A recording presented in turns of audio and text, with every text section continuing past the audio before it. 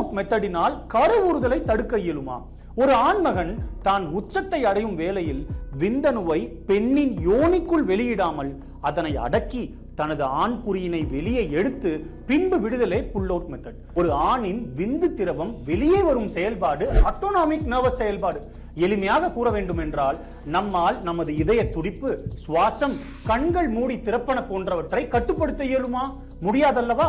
அதே போல்தான் இச்செயல்முறையும். ஒரு ஆண்மகன் உச்சம் தொடும் வேளையில் மூளையின் தூண்டுதலால் கீழ் முதுகின் பியூடண்டல் நரம்பு பல்போஸ்பாஞ்சியோசிஸ் என்ற தசையினை அழுத்த செய்து தானாகவே விந்தணுவை வெளியே வர செய்யும். எனவே இதனை அடக்கி காட்டுகிறேன் பார் என்று முனைவது வீண்.